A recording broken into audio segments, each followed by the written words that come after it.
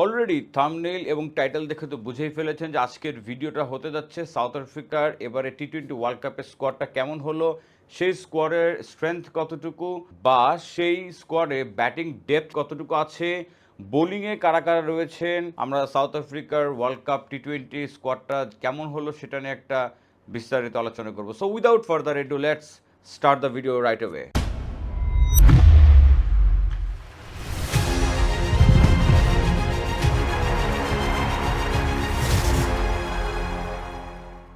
আমি প্রথমে এখন সাউথ আফ্রিকার এবারে টি-20 ওয়ার্ল্ড কাপের স্কোয়াডটা কেমন হলো সেটা একটু আপনারা এখানে দেখতে পাচ্ছেন। প্রথমে রয়েছে সাউথ আফ্রিকার সাতজন ব্যাটার। প্রথমে দেখতে পাচ্ছি তাদের ক্যাপ্টেন এইডেন মার্করামকে, তারপর কুইন্টন ডিকক, তারপরে রয়েছেন Reeza Hendricks, Heinrich Klaasen.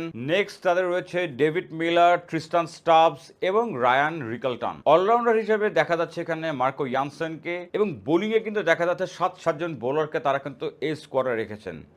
অ্যান্ড্রেক Nortje, Kagiso Rabada, Gerald Coetzee, Ottneil Baartman এবং সাথে তিনজন স্পিনারকে, কেশব মহারাজ, তাবরেজ শামসি, আরেকজন স্পিনার হচ্ছে বিয়ন ফরটুইনকে রাখা হয়েছে। তো এই হলো 15 জন মেম্বার যারা নাকি সাউথ আফ্রিকার এবার টি-20 ওয়ার্ল্ড কাপ স্কোয়াডে রয়েছে। প্রথমে আমি এখানে একটা কথা অ্যাড করে নিতে চাই, যেভাবে করে আগের প্রত্যেকটা স্কোয়াড অ্যানালাইসিসের ভিডিওগুলো করেছি, যে প্রথমে আমি একটা আমার প্লেইং 11 প্রেডিকশন করি এবং সেই প্লেইং 11 প্রেডিকশন করার উপরে দেখতে চেষ্টা করি যে স্কোয়াডটাতে ব্যালেন্স কতটুকু রয়েছে বা স্কোয়াডটাতে কি কোনো উইকনেস রয়েছে কিনা। তো চলেন প্রথমে আমরা একটা প্রেডিক্টরি প্লেইং 11 আগে আপনাদের সাথে শেয়ার করি।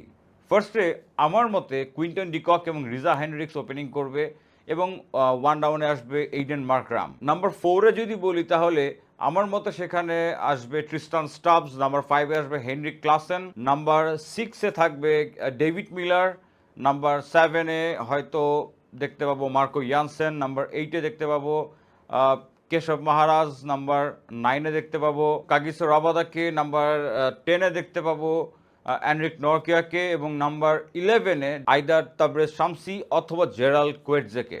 ওয়েস্ট ইন্ডিজ এবং ইউএসের এই কন্ডিশন বা এই পিচ যেভাবে বিহেভ করছে বা বিহেভ করবে বলে আশা করা হচ্ছে, সো সেখানে কিন্তু স্পিনারদের একটা অ্যাডভান্টেজ থাকবে।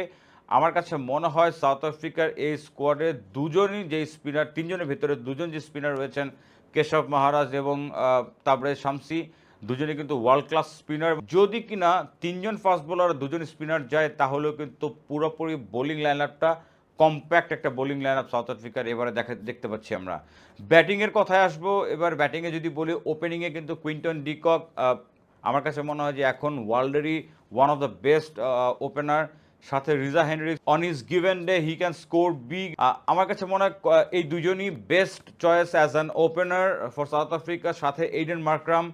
যদি এই মুহূর্তে বলি সাউথ আফ্রিকার সব থেকে বড় অ্যাডভান্টেজটা হচ্ছে তাদের এই প্লেইং 11 এর ভেতরে 4, 5, 6 ওয়ার্ল্ডের বেস্ট হিটাররা কিন্তু রয়েছেন, ট্রিস্টান স্টাবস, হেনরিক ক্লাসেন এবং ডেভিড মিলার।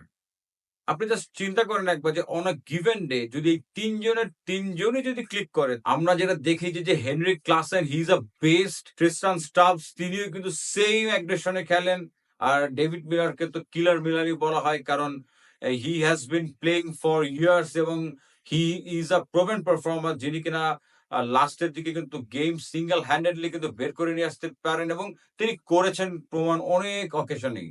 সো আমার কাছে যেটা মনে হয় যে প্রপারলি যদি সেভাবে চিন্তা করেন তাহলে South Africa has a very better quality batting attack as well as the bowling also. Anrich Nortje, Kagiso Rabada এবং সাথে যদি বলি জেরাল্ড কোয়েটজে। এখানে আমি একটা কথা শুধু বলতে চাই যে সাউথ আফ্রিকার এই স্কোয়াডটা যেটা বলছি, এই স্কোয়াডটা তো ভেরি স্ট্রং, কিন্তু যাদেরকে এই স্কোয়াডে রাখা হয়নি আমার কাছে মনে হয় যে এখানে একটা দুইটা কিন্তু শকিং, স্পেশালি যদি বলি একটা ভেরি মাচ শকিং থিং হলো রাসি ভ্যান্ডার ডুসেনকে এই স্কোয়াডে দেখতে না পাওয়া, যেখানে কিনা রাসি ভ্যান্ডার ডুসেনকে জাস্ট কিছুদিন আগে যে সিরিজটা খেললো সাউথ আফ্রিকা ওয়েস্ট ইন্ডিজের সাথে, সেখানে তাকে ক্যাপ্টেন করে পাঠানো হলো, বাট রাসি ভ্যান্ডার ডুসেনকে এই ওয়ার্ল্ড কাপ স্কোয়াডে রাখা হয়নি। সেটা আমার কাছে ভেরি শকিং।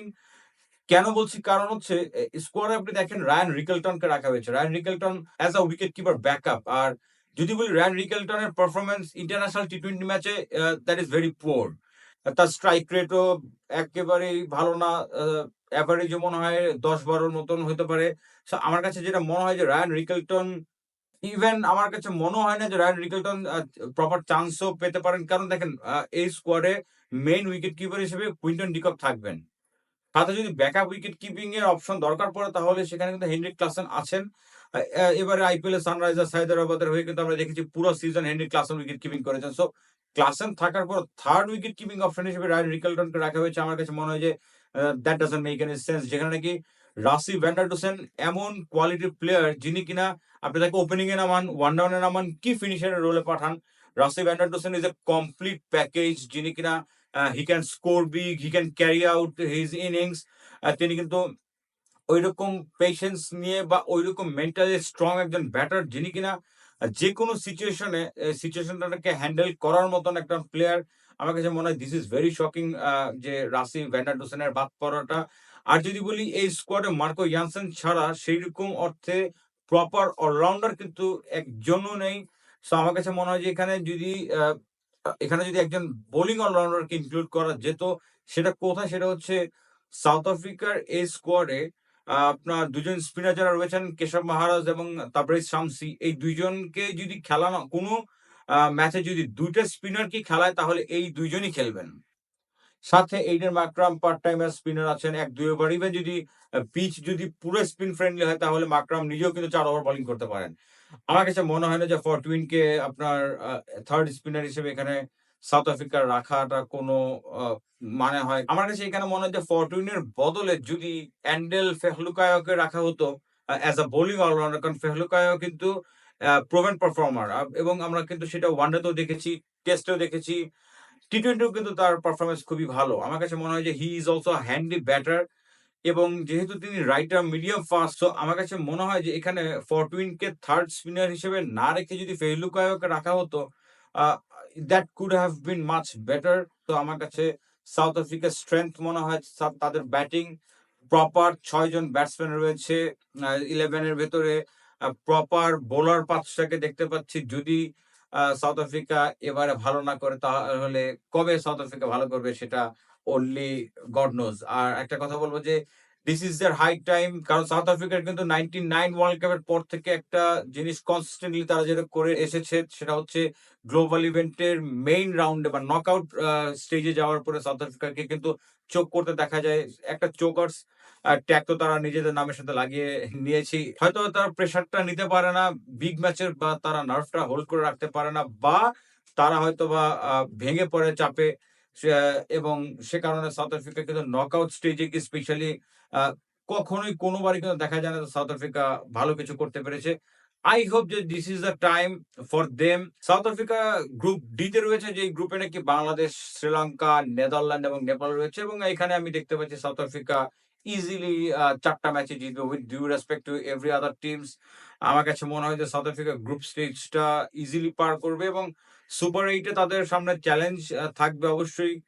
আ কারণ তখন বেটার টিমের এগেইনস্ট এ সাউথ আফ্রিকানরা কেমন করে, এবং যেহেতু স্লো এবং লো পিচে খেলা হবে, সো সাউথ আফ্রিকার ব্যাটারদেরকেও কিন্তু সেই ধৈর্যের পরীক্ষাটা দিতে হবে। সাউথ আফ্রিকান ব্যাটারদেরকে সেই স্কিলটাকে কিন্তু এক্সিকিউট করতে হবে প্রপারলি। তাহলে কিন্তু আ সেমিফাইনালটা তাদের জন্য নিশ্চিত হবে। বাট এখন যদি বলি প্রেডিকশন এর কথা, তাহলে 4th টিম হিসেবে যদি আমি বলতে চাই তাহলে সাউথ আফ্রিকা এবং ওয়েস্ট ইন্ডিজ, এই ২ টা টিমের মাঝখানে কোন একটা টিমকে আমি আসলে দেখতে পাচ্ছি সেমিফাইনালে। আ কেন এটা বলছি?